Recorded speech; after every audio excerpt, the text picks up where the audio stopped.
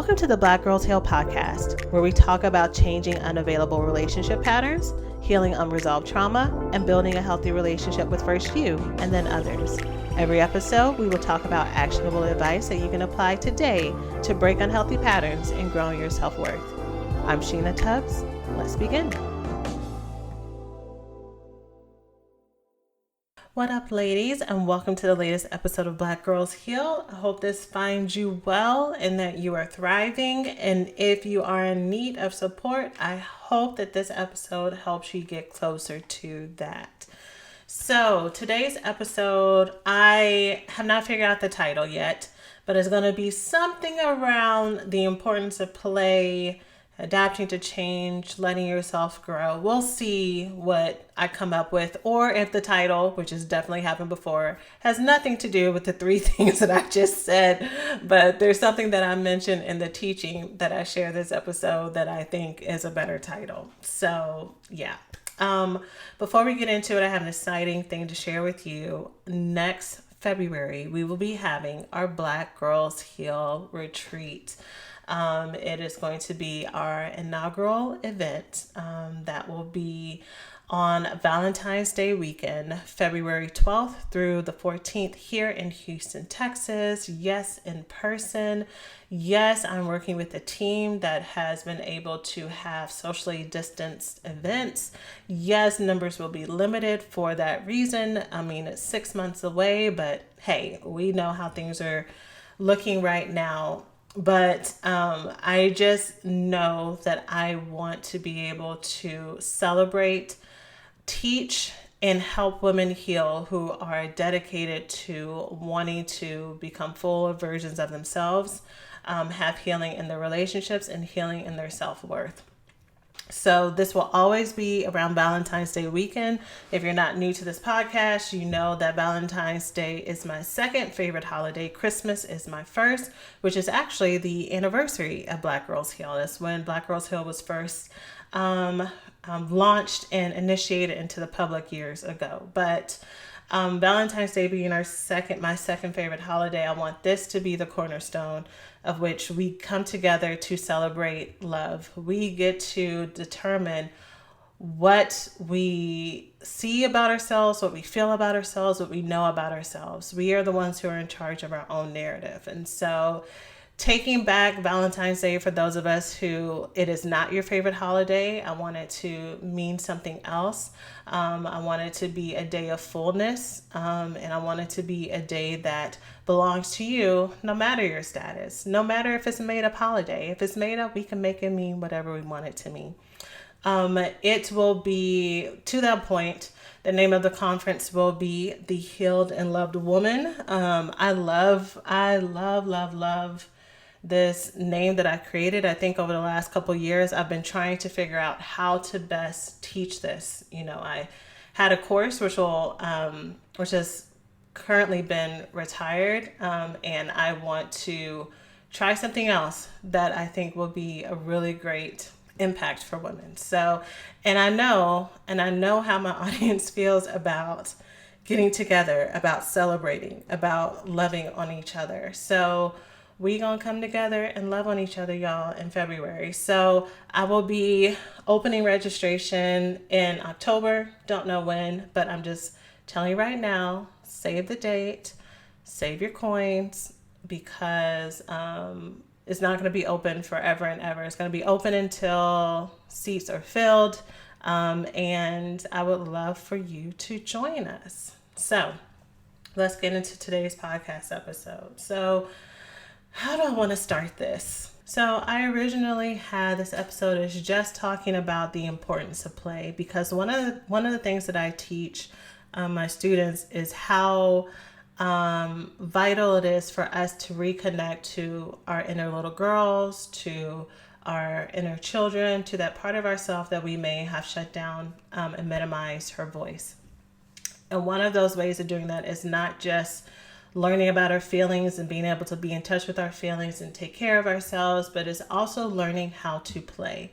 Many of us did not get the opportunity to learn how to play as little girls. We think that we did, but really our ways of seeing it has been a little bit twisted. So I wanted to teach on that a little bit. But I was going to not have this episode because I was like, that's lame. I need to stay on topic of talking about relationships and healing from trauma and self-love. And I felt like that would be a little bit of a tangent. So I was planning on moving away from that, but let me tell you how I came back to it. So I have talked many a times about work overload and how it can be used as a form of self-medication. Whenever I'm talking about the trifecta that I teach of how we may self-medicate and like cycle out different behaviors, cycle out different obsessions to try to feel whole, I always mention work. And I've been very upfront and open about how work has been one of the things that I have had to work through.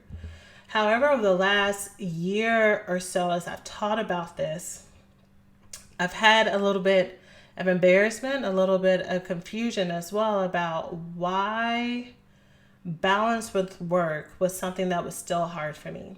Because I teach this as a concept, and not to say that you cannot teach things that you're still learning from, but in all of my self-assessment and all the things that I talk and teach, I've been applying. So it's like, I know I'm not self-medicating from any kind of sense of low self-worth. I know I'm not hiding from my relationship. I have a great relationship with my husband. I love my son. I love everything that I do.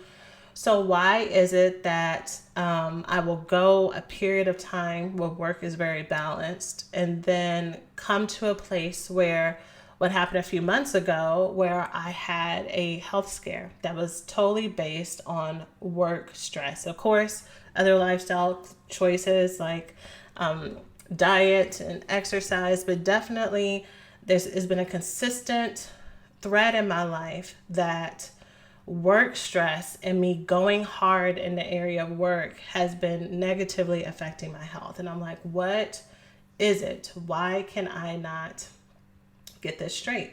And I realized what it was, and it provided some relief and also kind of helped with the self-compassion I was already giving myself. I'm already at a place where when I see growth areas, I don't go into this I'm broken, but just more curiosity. So in my curiosity, I figured out what it was. And what it was is the exact thing that I talk about on this podcast, but in a different way. So I talk often about how our parents and our caregivers are templates for how we show up in the world. And I talk mostly about how that looks like in our relationships and our friendships and our partnerships and how we even show up in family, that we will just carry on those trends, carry on those patterns that we interpret and internalize as little girls into our adult life. Even when we're not meaning to, even when we're trying to be super woke and aware about it, if we are not actively unlearning ways of dysfunction, we will repeat it, which is what I help my students with. Those unseen, unconscious patterns that we are just recreating in our adult life, where it comes from, what to do next, how to heal from it, how to give ourselves what we need. This is where we go deep. This is where I help women maintain, right? So for me, it was seeing that this isn't a relationship-based thing. This is a relationship with myself-based thing. So the template that I've been following is, my mother was amazing. She's no longer with us. She passed maybe 7.5 years ago now at the time of recording this. But my mom was the epitome of superhero, superwoman. She did all the things. She was super resilient. She worked hard in her career. She worked hard for us. She was mama bear, and she was very focused on the things that she wanted to achieve in her life. And that was a great thing to learn and a great thing to be modeled to me. However, my mother did it at the deficit of her own health. My mother did not, at least, what I saw as a young child growing up into an adult child, she did not really have that many hobbies that were centered just on her. Her hobbies even were centered on giving back to the community and taking care of other people. she neglected to take care of herself and to rest, up to the point where part of the reason that she ended up passing early was she needed to rest, had doctor's orders to rest, and felt like she couldn't for a variety of reasons. And so when I think about what has been going on with me, it has not been about self-medication. It's just, it is normal for me, based on the templates and models that I saw, to overwork yourself. That is how I would show up in the world, because that's what women do. That's what Black women do. That's what bosses do, right? And also being someone who is very in touch with integrity and doing things the best that I can, which when you combine it with overworking, you try to do all the things and nothing ever gets done, and all the stuff that goes along with it. So why am I sharing this with you? I'm sharing this with you because one of the things that I had to realize is that this is a skill that I don't know how to do. However, the gag is, I thought I did. And I thought I did not because of any kind of self-illusion, but I thought I did because years ago, pre-marriage, pre-mommyhood, pre-running a company, which is Black Girls Heal, and being a full-time entrepreneur and, you know, clients and all that stuff. Before that, when I was working a 9 to 5 and single and living my best life, I was the queen of fun. I was going out every night, and not like club hopping per se and all that stuff, but I was going to art events, and I was going to exhibits, and I was traveling, and I was just exploring culture, and I was getting to know new people, and I was out there dancing, and I was out there going to wine nights, even though I don't like wine, but just I have a thirst for adventure. I've always had this thirst for adventure and knowing and exploring and just soaking up everything that is good and wonderful about life. And so the idea that I didn't know how to play just seemed very foreign to me, because that was the opposite of what a past version of myself used to be like. So it didn't make sense that this was very hard for me now. What I realized and what I want to teach to y'all today is the importance of not just learning how to play. For anyone who is listening to this and something is going off with you and you're like, yeah, I do spend a lot of time doing things, and I don't really know how to do things for me that are not related to work and other stuff. And it doesn't feel like I'm self-medicating, but it does feel like I don't know how to rest. What I had to realize is that one of the templates that I had learned from that was modeled to me is that to be a mom, to be a boss, to be a wife looks like this. And this model that I have, though there are definitely some strengths, are unhealthy. And I have to learn how to balance the me on the inside of this. And as we do our growth and healing journey, you are going to hit upon places and stages in your life as you hit new levels, as you hit new transitions and life changes in your life, that you're going to feel stuck because you feel like, I should know how to do this, or this shouldn't be as hard as it is. And you're going to keep trying to apply the same tools and understanding to this new transition, to this new life stage that doesn't fit. And you're going to wonder why. And what I'm telling you is that maybe what has served you before is not going to serve you here. And it's not because the things that have served you before are bad, but it's because your model of what it looks like to operate in this new stage don't fit for you anymore. Let me give you another example, not related to this.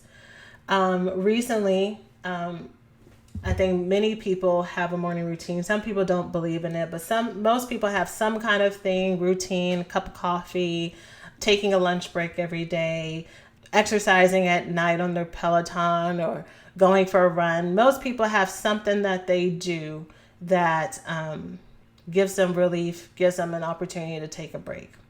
And so for me, I had this consistent morning routine that was really giving me a lot of life. And it stopped working.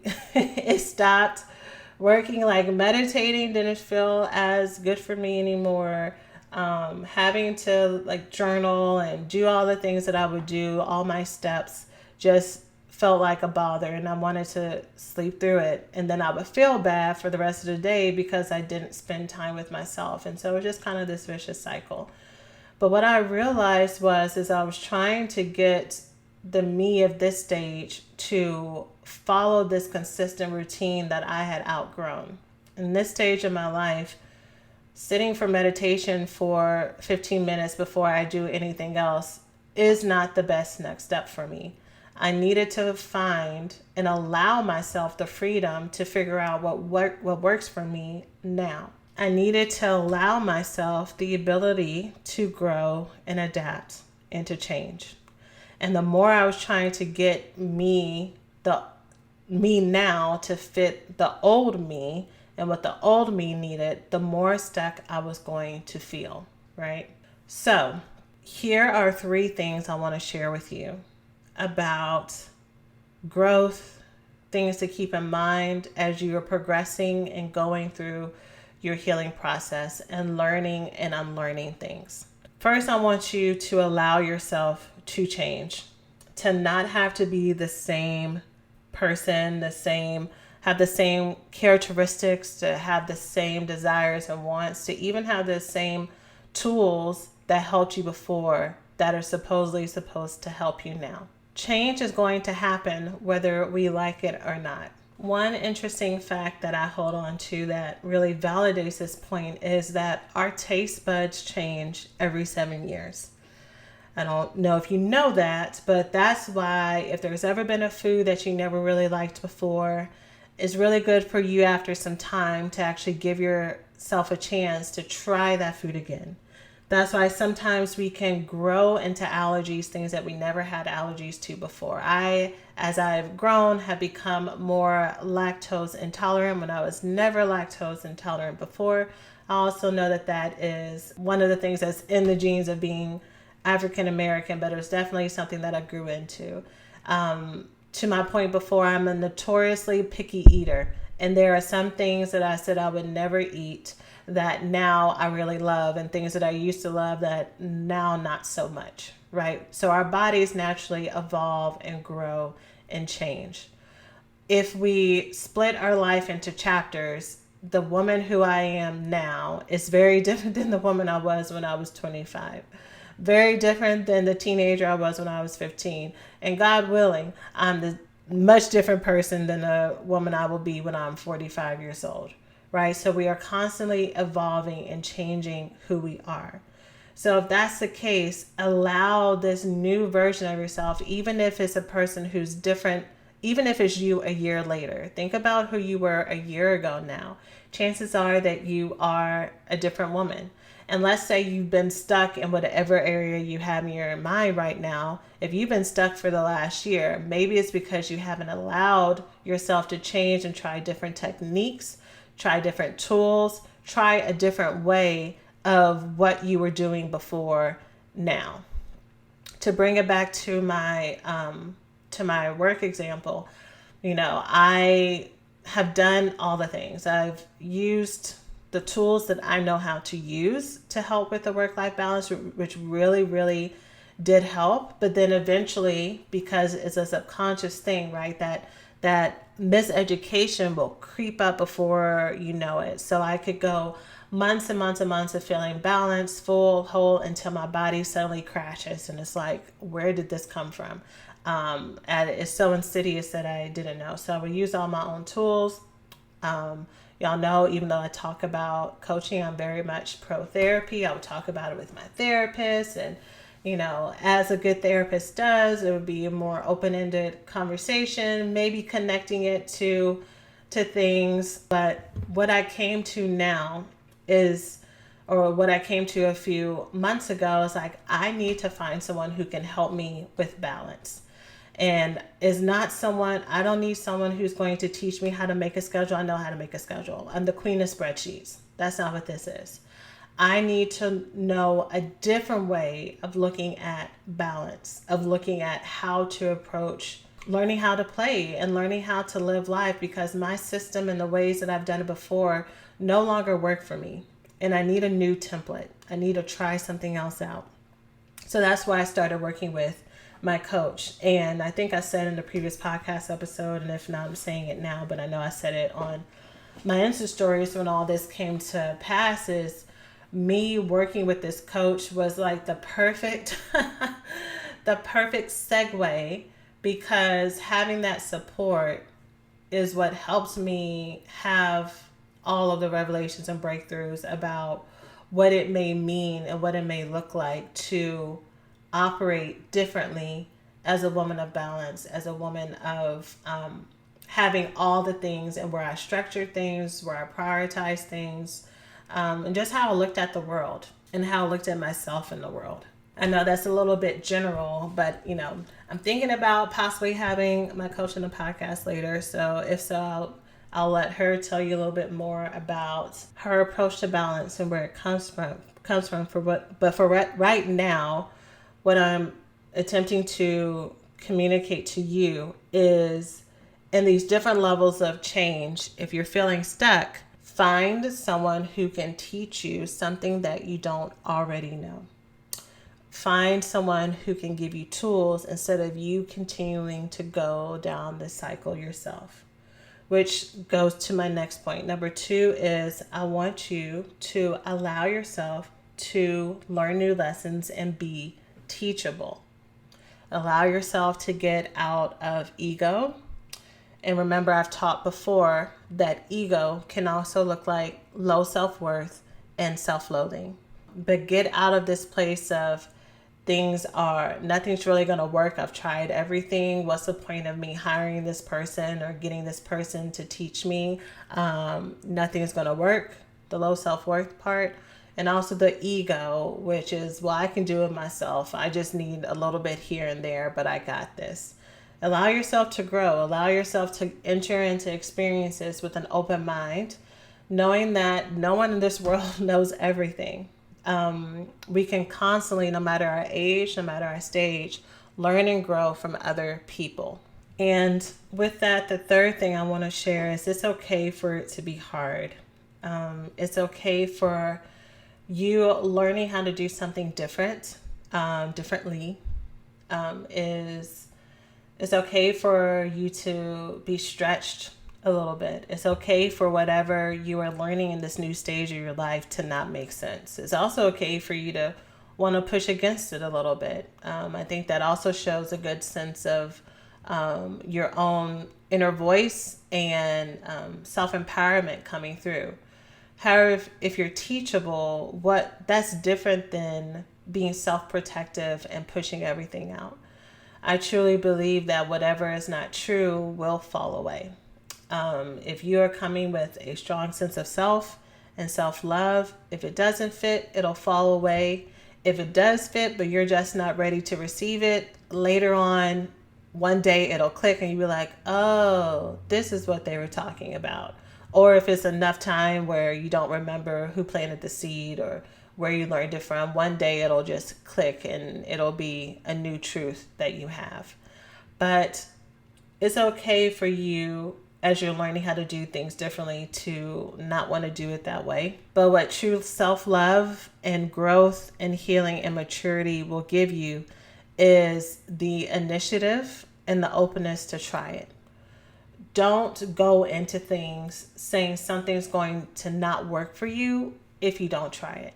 That personally is one of my biggest pet peeves. And I know everybody's on their own healing journey, but whenever I meet someone who is very caught in a victim stance, which is different than owning the fact that things are hard, that you're sad right now, that this is difficult, feel all those feelings. But when I meet someone who is at that place and they're like, well, that's not going to work because of this, and that's not going to work because of this, and that's not going to work because of this, and this is just how life is for me, and nothing is ever going to work. I'm like, well, girl, have you tried it?